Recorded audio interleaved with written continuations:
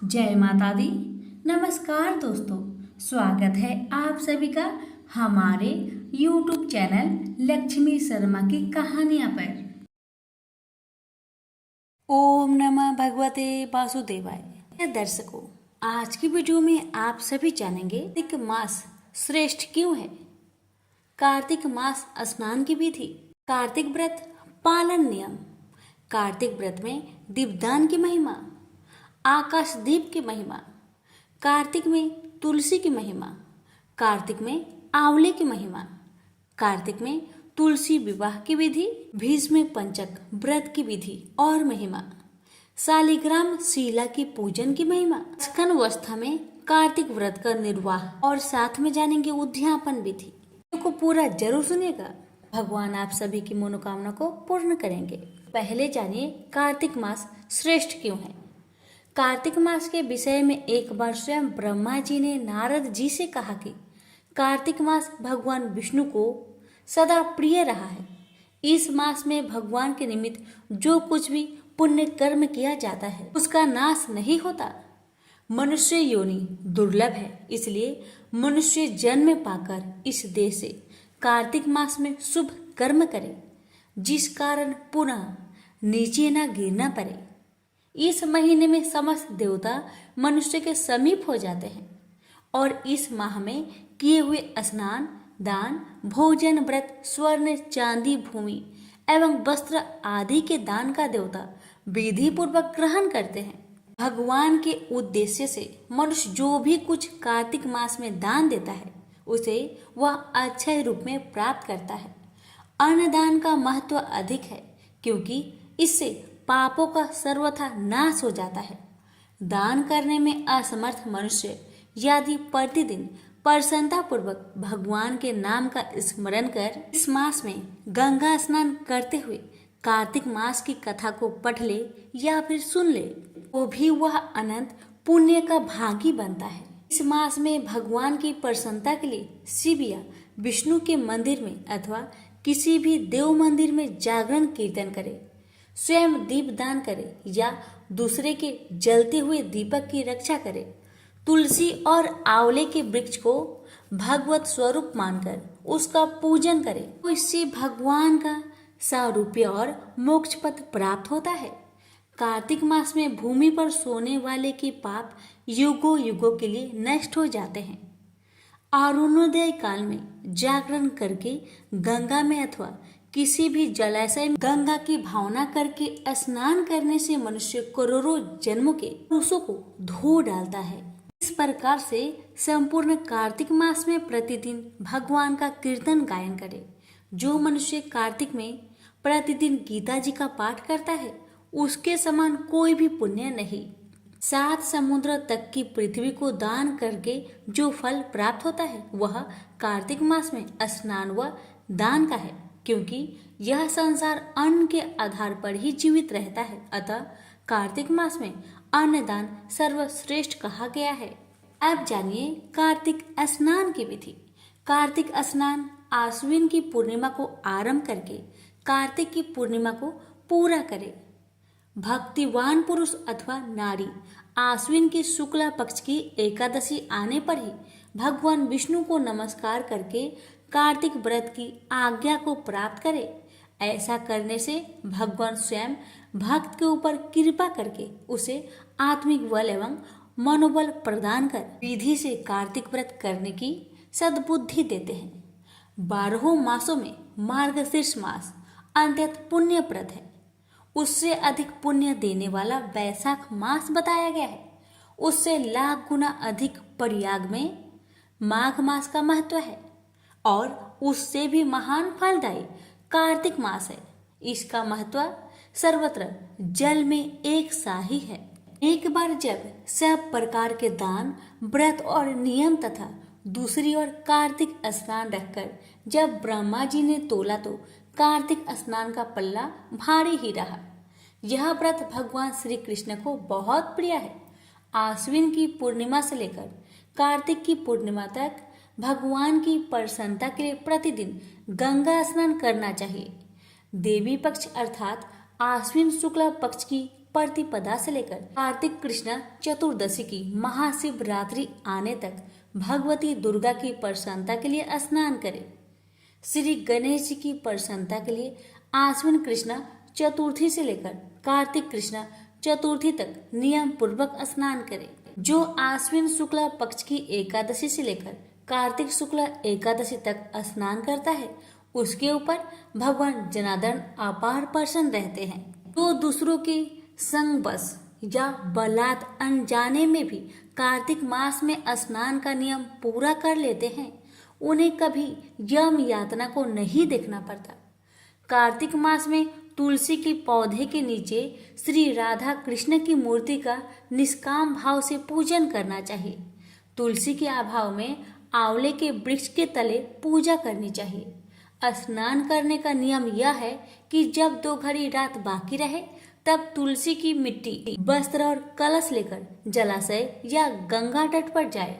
तब पैर धोकर गंगा आदि नदियों तथा विष्णु और शिव आदि देवताओं को याद करें और नाभि तक जल में खड़े होकर इस प्रकार कहे, हे जनार्दन देवेश्वर, लक्ष्मी सहित आपकी प्रसन्नता के लिए मैं प्रातः कार्तिक स्नान करूंगा। आप श्री राधा के संग मेरे दिए हुए इस अर्घ्य को स्वीकार करें। हे हरे, कमलनाथ को नमस्कार है। जल में शयन करने वाले आप नारायण को नमस्कार है। यह अर्घ्य ग्रहण कीजिए, आपको बार बार नमस्कार है। मनुष्य जिस तीर्थ में भी स्नान करे उसे गंगा का स्मरण अवश्य करना चाहिए। पहले मृतिका आदि से स्नान करके ऋचाओं द्वारा अपने मस्तक पर अभिषेक करे। मर्सन और स्नान नाग तर्पण करके पुरुष सूक्त से सिर पर जल छिड़के।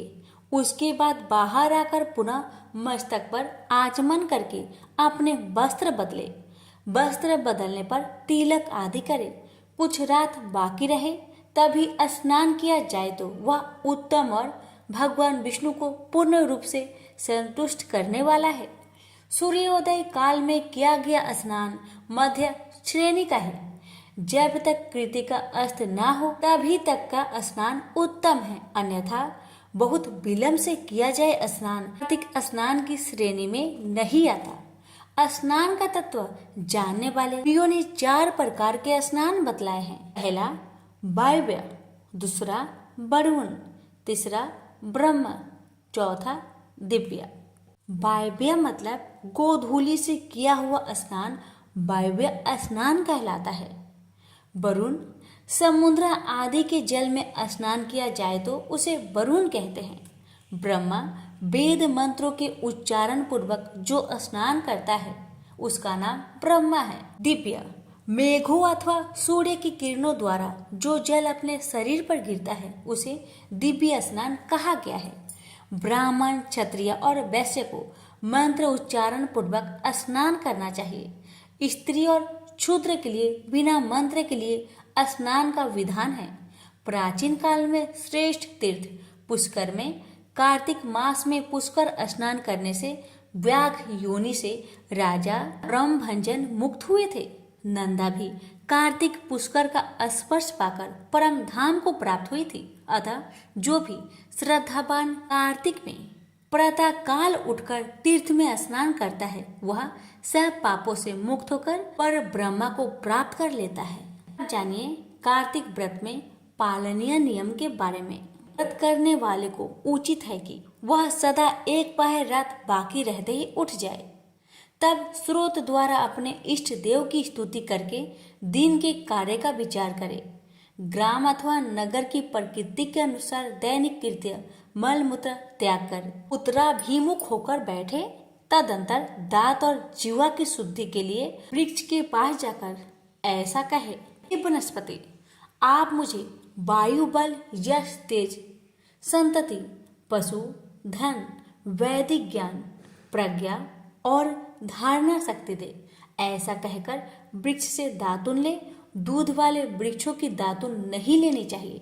इस प्रकार विधि पूर्वक दांतों को शुद्ध करके मुख को जल से धो डाले और भगवान के नामों का उच्चारण करते हुए 2 घड़ी रात रहते जलाशय पर जाए। तब कार्तिक का व्रत करने वाला विधि से स्नान करे। स्नान के पश्चात नए वस्त्र पहनकर तिलक धारण करे। तब अपने गोत्र विधि के अनुकूल संध्या उपासना करे। जब तक सूर्य उदय ना हो तब तक गायत्री मंत्र का जप करते रहे। संध्योपासना के अंत में विष्णु सहस्त्रनाम आदि का पाठ करे। अब व्यापारी अथवा सेवारत कर्मचारी अपनी दिनचर्या प्रारंभ कर ले। माध्य में दाल के अतिरिक्त शेष अन्न का भोजन करे। अतिथियों को भोजन कराकर जो भोजन ग्रहण करता है तो वह भोजन अमृत समान है। मुख शुद्धि के लिए तुलसी भक्षण करे तो उत्तम है। फिर शेष दिन सांसारिक व्यवहार में व्यतीत करे। सायंकाल में पुनः भगवान के मंदिर में जाए और संध्या करके शक्ति के अनुसार दीप दान करे। भगवान विष्णु अथवा अपने देवता को प्रणाम करके आरती उतारे। प्रथम पहर में कीर्तन करते हुए जागरण करें। प्रथम पहर बीत जाने पर शयन करें। इस प्रकार 1 मास तक शास्त्रोक्त विधि का पालन करते हुए जो कार्तिक मास में स्नान दान करता है वह भगवान के सालोक्य को प्राप्त करता है। कार्तिक मास में निम्न वस्तुओं का त्याग करना चाहिए: तेल लगाना, दूसरों का दिया भोजन करना, तेल खाना जिसमें ज्यादा बीज हो ऐसे फलों का सेवन, चावल और दाल ये कार्तिक मास में तैजीय है। इसके अतिरिक्त गाजर, बैगन, बासी अन्न, मसूर, कांसे के पात्र में भोजन, काजी, दुर्गंधित पदार्थ, किसी भी समुदाय का अन्न अर्थात भंडारा, क्षुद्रक अन्न, सूतक अन्न, श्राद्ध का अन्न, यह सब अन्न कार्तिक व्रत करने वाले त्याग दे। कार्तिक में केला और आंवले के फल का दान करें। शीत से कष्ट पाने वाले गरीब को और ब्राह्मण को कपड़ा दान करें। इस माह में जो व्यक्ति भगवान को तुलसी दल समर्पित करता है वह मुक्ति पाता है।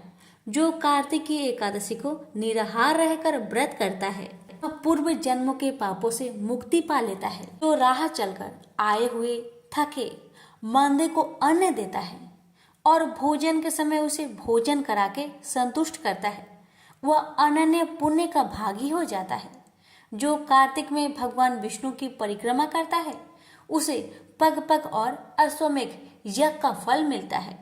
तो कार्तिक में भगवान के मंदिरों में चूना सफाई आदि करवा के उन्हें सुंदर बनाने में सहयोग करता है एवं उनमें भगवान के निमित्त नए वस्त्र अलंकार भेंट देता है।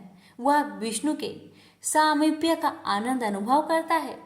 कार्तिक में प्याज, श्रृंग, सेज, बेर, राई, नशीली वस्तुएं और चिवड़ा इन सब का उपयोग ना करें। कार्तिक व्रत करने वाला मनुष्य देवता, वेद, ब्राह्मण, गुरु, गौ, व्रती स्त्री और महात्माओं की निंदा ना करे। कार्तिक मास में नरक चतुर्दशी को यानी कि दीपावली से एक दिन पूर्व शरीर में तेल लगाना चाहिए। इसके अतिरिक्त व्रती मनुष्य अन्य किसी दिन तेल न लगाए। व्रती मनुष्य को चाहिए कि वह कार्तिक में चंडाल, मलेच्छ, पतित, व्रतहीन, ब्राह्मण, देशी और वैद्य बहिष्कृत लोगों से बातचीत ना करे। जानिए कार्तिक व्रत में दीपदान की महिमा। स्त्रियों और पुरुषों ने जन्म से लेकर जो भी पाप कर्म किए हैं वह कार्तिक में दीपदान से नष्ट हो जाता है। इस विषय में यह प्राचीन कथा बड़े ही महत्व की है। प्राचीन काल में द्रविड़ देश में एक बुद्ध नामक ब्राह्मण रहता था। उसकी स्त्री बड़ी दुष्ट और दुराचारी थी। उसके संग दोष से पति की आयु क्षीण होकर वह मृत्यु को प्राप्त हो गया। पति के मर जाने पर वह उसी घृणित क्रम में लगी रही। लोग निंदा से उसे तनिक भी लज्जा नहीं आती थी। उसके न तो कोई पुत्र था और न कोई भाई। वह सदा भिक्षा के अन्न का भोजन करती थी। वह अपने हाथ से बनाई हुई शुद्ध भोजन को भी न खाकर मांग कर लाए गए बासी भोजन को ही ग्रहण करती थी। तीर्थ यात्रा से भी वह सदा दूर रहती और उसने कभी मंदिर आदि में जाकर कथा प्रवचन भी नहीं सुना था। एक दिन भ्रमण करता हुआ कोई तीर्थ यात्री विद्वान ब्राह्मण उसके यहाँ आया। उसका नाम कुष्ठ था। उस ब्राह्मणी को निंदित कार्यों में लगी देखकर कुछ ने पूछा, अरे ओ मूर्ख नारी, तू मेरी बात को ध्यान से सुन। यह देह पानी के बुलबुले के समान है, एक दिन इसका नाश हो जाना निश्चित है। इस अनित्य शरीर को यदि तू नित्य मानती है तो अपने मन में बैठे हुए इस मोह को विचार पूर्वक त्याग दे। सबसे श्रेष्ठ देवता भगवान विष्णु का चिंतन कर और उन्हीं की लीला कथा को आदर पूर्वक सुन। और जब कार्तिक मास आए तब भगवान दामोदर की प्रसन्नता के लिए स्नान दान आदि करके दीप दान दे। भगवान विष्णु की परिक्रमा करके उन्हें प्रणाम कर। यह व्रत विधवा और सौभाग्यवती सभी स्त्रियों को करने योग्य है। यह सब पापों की शांति और समस्त उपद्रव का नाश करने वाला है। तू मेरी बात मानकर निश्चय ही कार्तिक मास में दीपदान करने से भगवान विष्णु की कृपा पालेगी। ऐसा कहकर कुछ से ब्राह्मण तो चला गया और वह दुराचारी ब्राह्मण भी पश्चाताप करती हुई इस निश्चय पर पहुंची कि मैं कार्तिक मास में अवश्य व्रत करूंगी। तदंतर कार्तिक मास आने पर उसने पूरे महीने भर प्रातः सूर्योदय काल में स्नान और दीपदान किया। कुछ काल के बाद आयु समाप्त होने पर उसकी मृत्यु हुई। वह स्वर्ग लोक में गई और समयानुसार उसकी मुक्ति भी हो गई। कार्तिक व्रत में तत्पर होकर जो व्यक्ति दीपदान के लिए इतिहास को सुनता है और स्वयं भी दीपदान करता है, वह अवश्य ही मोक्ष प्राप्त कर लेता है। सुनिए आकाश दीप की महिमा। अब आकाश दीप महात्म्य सुनो। कार्तिक मास आने पर जो प्रातः स्नान में तत्पर होकर आकाश दीप दान करता है, वह सब लोकों का स्वामी और सब संपत्तियों से संपन्न होकर इस लोक में सुख भोगता है और अंत में मोक्ष पा जाता है। इसलिए कार्तिक में स्नान दान आदि कर्म करते हुए भगवान विष्णु के मंदिर के कंगूरे पर 1 मास तक दीप दान करना चाहिए। तुलसी दल से भगवान विष्णु की अथवा श्री कृष्ण की पूजा करके रात में दीपदान करते हुए ऐसा कहे, मैं सर्वरूप एवं विश्वरूपधारी भगवान दामोदर को नमस्कार करके यह आकाश दीप देता हूँ जो भगवान को परम प्रिय है। व्रती का प्रातः काल स्नान और पूजा का क्रम नियम पूर्वक चलता रहे। मास की समाप्ति पर आकाश दीप के नियम को भी समाप्त कर ब्राह्मणों को भोजन कराकर इस अमित फलदायी व्रत का समापन करे। जो कीटे और कांटों से भरी हुई दुर्गम एवं ऊंची नीची भूमि पर दीपदान करता है, वह नरक में नहीं पड़ता। प्राचीन काल में राजा धर्मानंद के आकाश दीप दान के प्रभाव से श्रेष्ठ विमान पर आरूढ़ होकर विष्णु लोक को गमन किया था। जो कार्तिक मास में हरिबोधिनी एकादशी को भगवान के श्री विग्रह के समक्ष कपूर का दीपक जलाता है, उसके कुल में उत्पन्न सभी मनुष्य भगवान के प्रिय बन जाते हैं।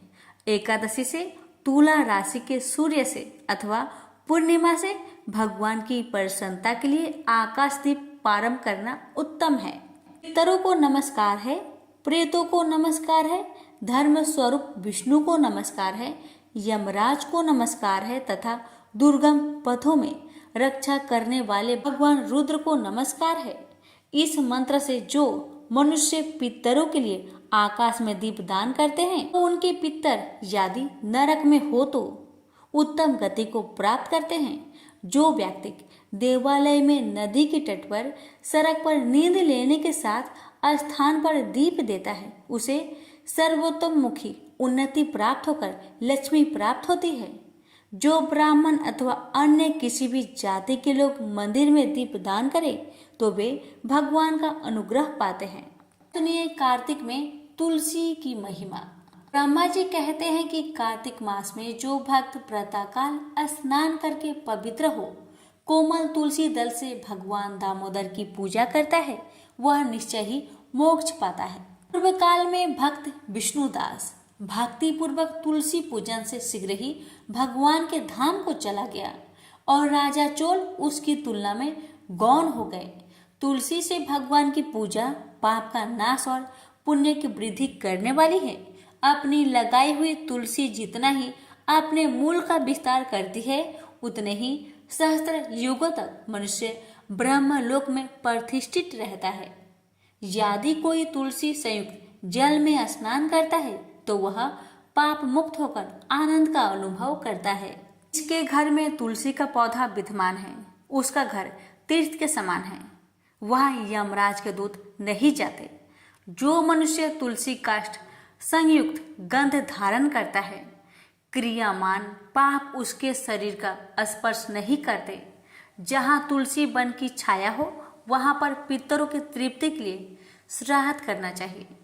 जिसके कान में, मुख और मस्तक पर तुलसी का पत्ता दिखाई देता है उसके ऊपर यमराज को दृष्टि नहीं डाल सकते। प्राचीन काल में हरिमेधा और सुमेधा नामक दो ब्राह्मण थे। वह जाते जाते किसी दुर्गम वन में परिश्रम से व्याकुल हो गए। वहां उन्होंने एक स्थान पर तुलसी दल देखा। सुमेधा ने तुलसी का महान वन देखकर उसकी परिक्रमा की और भक्ति पूर्वक प्रणाम किया। यह देखकर हरिमेधा ने पूछा कि तुमने अन्य सभी देवताओं व तीर्थ व्रतों के रहते तुलसी वन को ही प्रणाम क्यों किया? तो सुमेधा ने बताया कि प्राचीन काल में जब दुर्वासा के श्राप से इंद्र का ऐश्वर्य छीन गया तब देवताओं और असुरों ने मिलकर समुद्र मंथन किया तो धन्वंतरी रूप भगवान श्री हरि और दिव्य औषधियां प्रकट हुई। उन दिव्य औषधियों में मंडलाकार तुलसी उत्पन्न हुई जिसे ब्रह्मा आदि देवताओं ने श्री हरि को समर्पित किया और भगवान ने उसे ग्रहण कर लिया।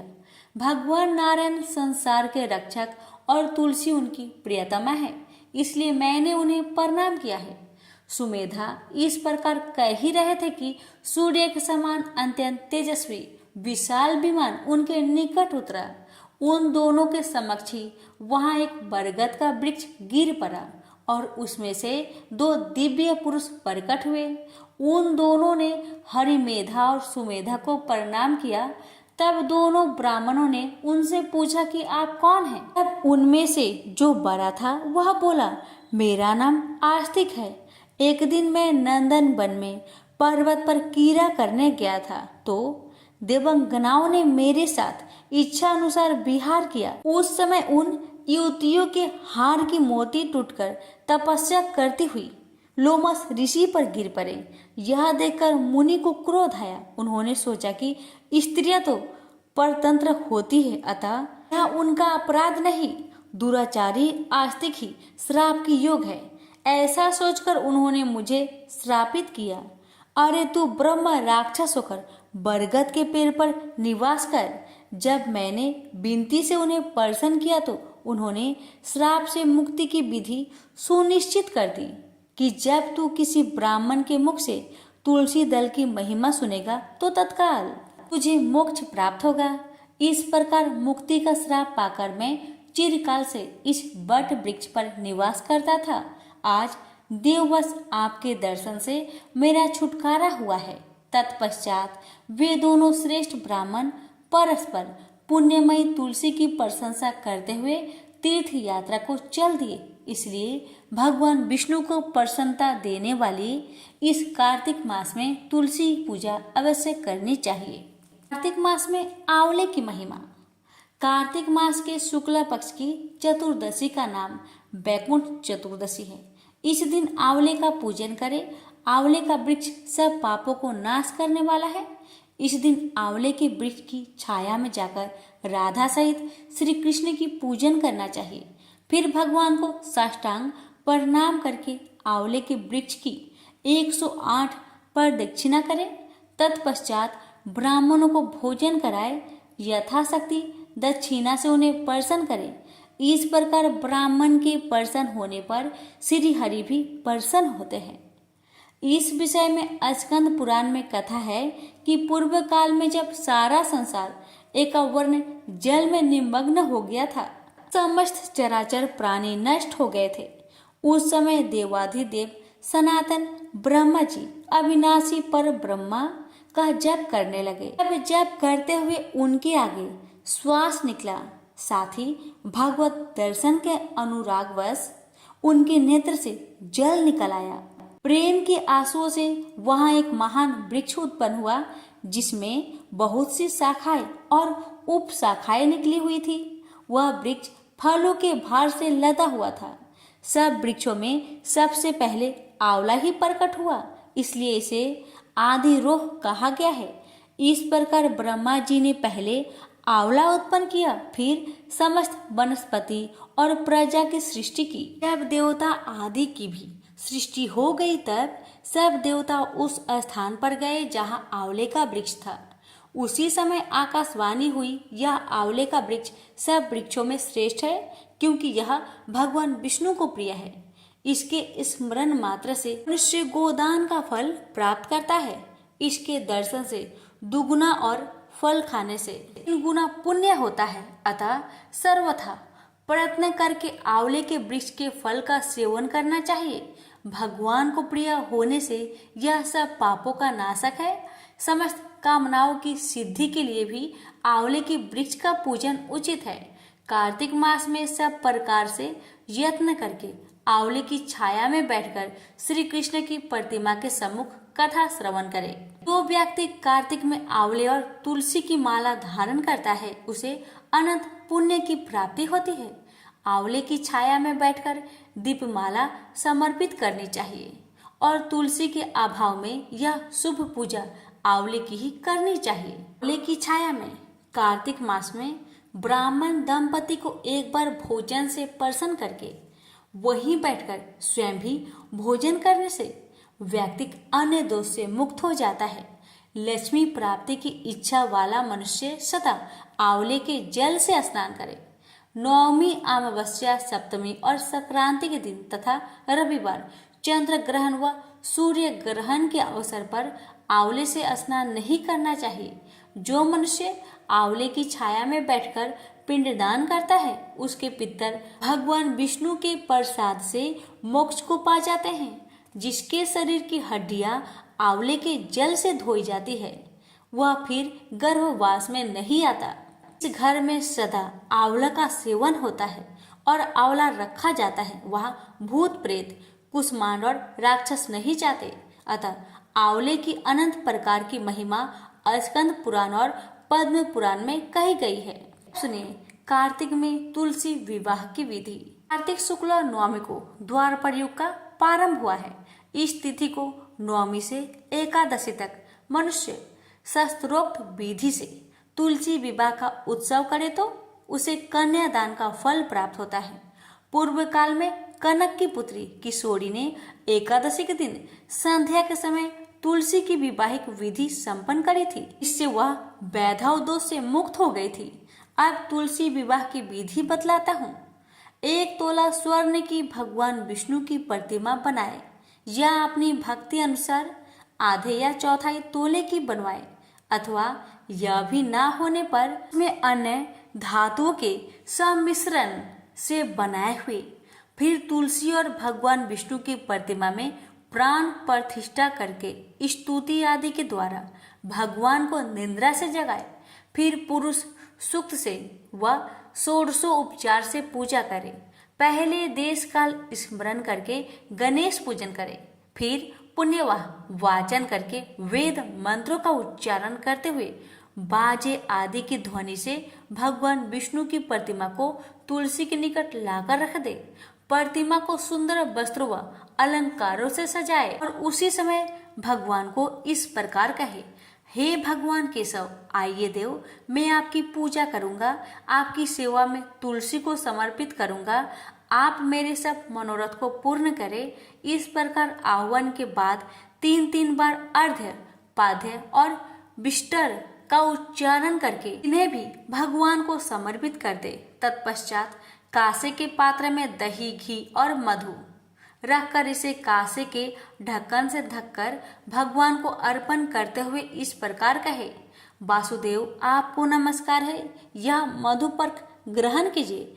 तब दोनों को एक दूसरे के समक्ष रखकर मंगल पाठ करें। इस प्रकार गोधूली बेला में जब भगवान सूर्य कुछ दिखाई देते हैं, तब कन्यादान का संकल्प करें और भगवान से प्रार्थना करें, यदि मध्य और अंत से रहित त्रिभुवन प्रतिपालक परमेश्वर, इस तुलसी को आप विवाह की विधि से ग्रहण करें। यह पार्वती के बीज से प्रकट हुई है, वृंदावन की भस्म में स्थित रही है तथा यदि मध्य और अंत में शून्य है। आपको तुलसी अत्यंत प्रिय है, अतः इसे मैं आपकी सेवा में अर्पित करता हूँ। मैंने जल के घरों से सींचकर और अन्य सभी प्रकार की सेवाएं करके अपनी पुत्री की भांति इसे पाला पोसा है, बढ़ाया है और आपकी तुलसी आपको ही दे रहा हूँ। हे प्रभु, कृपा करके इसे ग्रहण करें। इस प्रकार तुलसी का दान करके फिर उन दोनों की पूजा करें। अगले दिन प्रातः काल में पुनः पूजा करें। अग्नि की स्थापना करके उसमें द्वादशाक्षर मंत्र से खीर, घी, मधुवर, तिल मिश्रित द्रव की 108 आहुति दे। आप चाहे तो आचार्य से होम की शेष पूजा करवा सकते हैं। भगवान से प्रार्थना करके कहे, प्रभु आपकी प्रसन्नता के लिए मैंने यह व्रत किया, इसमें जो भी कमी रह गई हो वह आपके प्रसाद से पूर्णता को प्राप्त हो जाए। अब आप तुलसी को साथ वैकुंठ धाम में पधारे। आप मेरे द्वारा की गई पूजा से सदा संतुष्ट रहकर मुझे कृतार्थ करें। इस प्रकार व्यक्ति तुलसी विवाह का पारायण करके भोजन करे और भोजन के बाद तुलसी के स्वतः गिरे हुए पत्तों को खाकर सब पापों से मुक्त होकर भगवान के धाम को प्राप्त होता है। भोजन में आंवला और बैर का फल खाने से उच्चिष्ट दोष मिट जाता है। आप सुनेंगे भीष्म पंचांग व्रत की विधि और महिमा। कार्तिक मास शुक्ल पक्ष की एकादशी से पूर्णिमा तक इस भीष्म पंचक व्रत को किया जाता है। इस विषय में पौराणिक कथा इस प्रकार है। महाभारत के युद्ध में बाण शैया पर सोए हुए महात्मा भीष्म ने जब राज्य धर्म, मोक्ष धर्म और दान धर्म का वर्णन किया तो उसे श्री कृष्ण सहित पांडवों ने भी सुना। उसे सुनकर प्रसन्न होकर श्री कृष्ण ने कहा, हे भीष्म, तुम धन्य हो, तुम धन्य हो। तुमने धर्म का स्वरूप हमको अच्छी तरह से सुनाया है। कार्तिक मास की एकादशी को तुमने जल पाने की याचना की और अर्जुन ने बाण से पृथ्वी को बेधकर गंगा जल प्रस्तुत किया, जिससे तुम्हारे तन, मन व प्राण संतुष्ट हो गए। अतः आज से लेकर पूर्णिमा तक तुम्हें सब लोग अर्धे दान से तृप्त करेंगे और मुझको प्रसन्न करने वाले इस भीष्म पंचक नामक व्रत का पालन प्रतिवर्ष करते रहेंगे। अतः निम्न मंत्र को सत्य भाव से पढ़कर महात्मा भीष्म के लिए तर्पण करना चाहिए। भीष्म तर्पण प्रतिवर्ष करना सभी वर्णों के लिए श्रेयकर है। तर्पण देते समय बोले, आज जन्म ब्रह्मचार्य का पालन करने वाले परम पवित्र सत्यव्रत परायण गंगा नंदन महात्मा भीष्म को मैं अर्घ्य देता हूँ। जो मनुष्य इस तरह कहकर भीष्म जी के लिए अर्घ्य दान करता है वह मोक्ष का भागी होता है। इनका बाह्य प्रद गोत्र और संस्कृत परवर है। उन पुत्रों रहित भीष्म वर्मा को मैं जल देता हूँ। वसुओं के अवतार शांतनु के पुत्र आज जन्म ब्रह्मचारी भीष्म को मैं अर्घ्य देता हूँ। जो मनुष्य पुत्र की कामना से स्त्री सहित भीष्म पंचंग व्रत का पालन करता हुआ तर्पण और अर्घ्य देता है वह 1 वर्ष के भीतर ही पुत्र प्राप्त करता है। यह महापुण्य व्रत महापातकों को नाश करने वाला है। अतः प्रत्येक भारतीय को प्रयत्न पूर्वक इसका अनुष्ठान करना चाहिए। अर्घ्य देने के उपरांत पंचगव्य सुगंधित चंदन के जल, उत्तम गंध व कुमकुम के द्वारा भक्ति पूर्वक सर्वे पापाहरि श्री हरि का पूजन करें। 5 दिनों तक भगवान के समीप अखंड दीपक जलाते रहे। देवाधिदेव भगवान के लिए उत्तम नैवेद्य निवेदन करें। पूजा अर्चना और ध्यान नमस्कार के पश्चात ओम नमः भगवते वासुदेवाय इस मंत्र का 108 बार जप करें। प्रतिदिन प्रातः व सायं संध्या वंदन करके पूर्वतः 108 बार मंत्र जप करके भूमि पर शयन करे। बुद्धिमान पुरुष ब्रह्मचार्य का पालन करते हुए पाप पूर्ण विचार मन में न लाए। शाकाहार करे अथवा मुनियों से प्राप्त अन्न से निर्वाह करते हुए सदा विष्णु पूजन में तत्पर रहे। विधवाओं को मोक्ष सुख की कामना से यह व्रत करना चाहिए। पूर्णमासी आने पर ब्राह्मणों को भोजन कराए और बछड़े सहित गौदान करे। इस प्रकार भली भांति विधि विधान से व्रत को समाप्त करे। एकादशी से लेकर पूर्णिमा तक 5 दिनों का भीष्म पंचक व्रत समस्त भूमंडल में प्रसिद्ध है। अन्न ग्रहण करने वाले के लिए यह व्रत नहीं है, क्योंकि इन 5 दिनों में अन्न का निषेध है। इस व्रत का पालन करने से भगवान विष्णु सदैव शुभ फल प्रदान करते हैं। ब्रह्म पुराण में भी भीष्म पंचक व्रत की महिमा का उल्लेख है। एकादशी से लेकर पूर्णिमा तक लगातार 5 दिनों में भगवान के समीप रात दिन दीपक जलाए रखे। प्रतिदिन 108 बार ओम नमः वासुदेवाय मंत्र का जाप करें। प्रतिदिन सायंकाल में संध्या उपासना करके जप करते हुए व्रत पालन पूर्वक पृथ्वी पर शयन करें। एकादशी से भगवान विष्णु का पूजन करके उपवास रखे। फिर द्वादशी को व्रती पुरुष भूमि पर बैठकर मंत्रोच्चारण के साथ गोमूत्र का पान करे। त्रयोदशी को दूध पीकर रहे। चतुर्दशी को दही का भोजन करे। इस प्रकार से शरीर की शुद्धि के लिए 4 दिनों तक व्रत करके 5वें दिन स्नान के पश्चात भगवान केशव की पूजा करे और भक्ति भाव से ब्राह्मणों को भोजन कराकर उन्हें दक्षिणा दे। शाकाहार से निर्वाह करते हुए श्री कृष्ण के पूजन में संलग्न रहे। इसके बाद रात्रि में पंचगव्य पान करके पीछे अन्न ग्रहण करे। इस प्रकार भली भांति करने से मनुष्य शस्त्रोक्त फल का भागी होता है।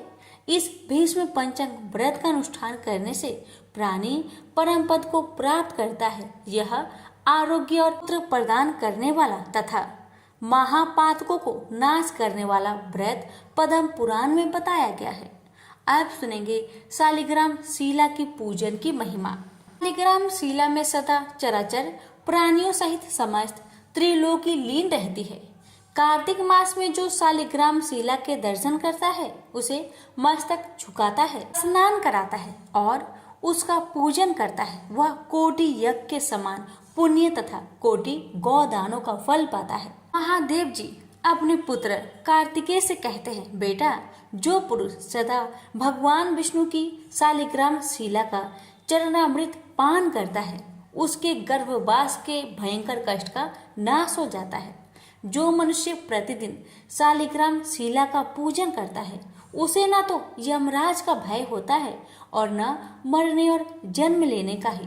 भगवान स्वयं बताते हैं कि करोड़ों कमल पुष्पों से मेरी पूजा का जो फल होता है वह शालिग्राम शिला के पूजन से प्राप्त हो जाता है। जिन लोगों ने मृत्यु लोक में आकर कार्तिक मास में भी शालिग्राम पूजन नहीं किया वह मुझसे द्वेष करने वाले प्राणी हैं। उन्हें तब तक के लिए नरक में रहना पड़ता है जब तक कि 14 इंद्रों की आयु समाप्त न हो जाती।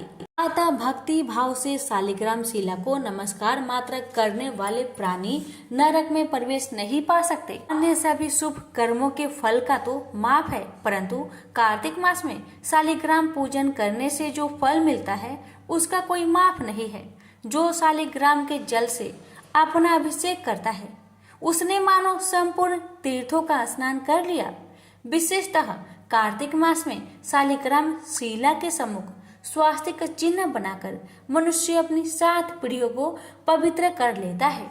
जो नारी प्रतिदिन शालिग्राम शिला रूप भगवान विष्णु को नमस्कार कर गृहस्थी के कार्य आरंभ करती है वह 7 जन्मों तक विधवा नहीं होती।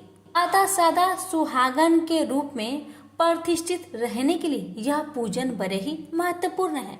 अब जानिए आसक्ता अवस्था में कार्तिक व्रत का निर्वाह। कार्तिक मास भगवान विष्णु को सदा ही प्रिय है तथा भोग एवं मोक्ष रूपी फल प्रदान करने वाला सरल उपाय है। रात में भगवान के समीप जागना, प्रातःकाल स्नान करना, तुलसी की सेवा में संलग्न रहना, दीपदान करना और उद्यापन करना, ये कार्तिक मास के मुख्य 5 नियम हैं। इन 5 नियमों के पालन से कार्तिक व्रत करने वाला प्राणी पूर्ण फल का भागी होता है। इसलिए इसका अनुष्ठान अवश्य ही करना चाहिए। परंतु यदि कोई व्रत करने वाला पुरुष संकट में पड़ जाए या दुर्गम वन में स्थित हो अथवा रोग से पीड़ित हो तो उसे इस कल्याणमयी व्रत को कैसे करना चाहिए, इस विषय में सूत जी ने कहा है, हे ऋषियों, ऐसे मनुष्य को भगवान विष्णु या शिव मंदिर में जाकर केवल जागरण करना चाहिए। यदि कोई मंदिर भी समीप ना हो तो वह पीपल के वृक्ष की जड़ के पास जाए, तुलसी के वृक्ष के समीप बैठकर जागरण करे। जो व्यक्ति आपाती में फंस जाने के कारण स्नान के लिए जल ना पा सके अथवा जो रोगग्रस्त होने के कारण स्नान ना कर सके, वह भगवान विष्णु का नाम लेकर मार्जन कर ले। जो कार्तिक व्रत में प्रवृत्त होकर भी किसी कारणवश उद्यापन न कर सके, उसे अपने व्रत की पूर्ति के लिए यथाशक्ति गरीबों को भोजन करवाना चाहिए। गरीब एवं ब्राह्मण के संतुष्ट होने पर स्वयं भगवान प्रसन्न होते हैं, इसमें तनिक भी संदेह नहीं है। जो स्वयं दीप दान करने में असमर्थ है, वह दूसरों का दीप जलाए और यत्नपूर्वक दूसरे दीपों की रक्षा करे। तुलसी वृक्ष के अभाव में वैष्णव विद्वान ब्राह्मण का पूजन करे, क्योंकि भगवान अपने भक्तों के हृदय में सदा ही विराजमान है। अथवा किसी एक या सब साधनों के अभाव में व्रत करने वाला व्रत की पूर्ति हेतु ब्राह्मणों, गौओं, पीपल, तुलसी व बट वृक्षों की सेवा करते रहे। पीपल में भगवान विष्णु साक्षात ही विराजमान है। इसी प्रकार वट वृक्ष भगवान शंकर का और पालस ब्रह्मा जी का स्वरूप है। इन तीनों का दर्शन, पूजन और सेवन पापहारी माना गया है। जानिए उद्यापन की विधि। कार्तिक मास के व्रत के उद्यापन में तुलसी के मूल प्रदेश में भगवान विष्णु की पूजा की जाती है। व्रती मनुष्य कार्तिक शुक्ला पक्ष की चतुर्दशी को व्रत की पूर्ति तथा भगवान विष्णु की प्रसन्नता के लिए उद्यापन करे। उद्यापन करता तुलसी के ऊपर एक सुंदर मंडल बनाए जिसमें 4 दरवाजे हो। उस मंडप में सुंदर बंदवार लगाकर उसे पुष्पमय चवर से सुशोभित करे। चारों द्वारों पर अलग अलग मिट्टी के 4 द्वारपाल पुण्यशील, सुशील, जय और विजय की स्थापना करके उन सबका पूजन करे। तुलसी की जड़ के समीप सर्वतो भद्र मंडल बनाए जो 4 रंगों से युक्त मनोहर प्रतीत होता हो। सर्वत्र भद्र के ऊपर कलश की स्थापना करे। कलश पर नारियल रखे। इस तरह से कलश स्थापना के बाद लक्ष्मी जी के संग विराजमान शंख, चक्र, गदा युक्त भगवान विष्णु की पूजा करे। मंडल में इंद्र आदि लोकपालों का पूजन भी करे। भगवान द्वादशी को शयन से उठाए। त्रयोदशी को देवताओं ने उनका दर्शन किया। चतुर्दशी को सबने उनकी पूजा की, इसलिए इस समय भी उसी तिथि को भगवान की पूजा की जाती है। इस दिन शांत और शुद्ध चित्त होकर भक्ति पूर्वक उपासक करना चाहिए। रात्रि में गीत और वाद्य आदि मांगलिक उत्सवों के साथ जागरण करना चाहिए। जो भगवान के समीप भक्ति सहित गायन करते हैं वह 100 जन्मों की पाप राशि से मुक्त हो जाते हैं।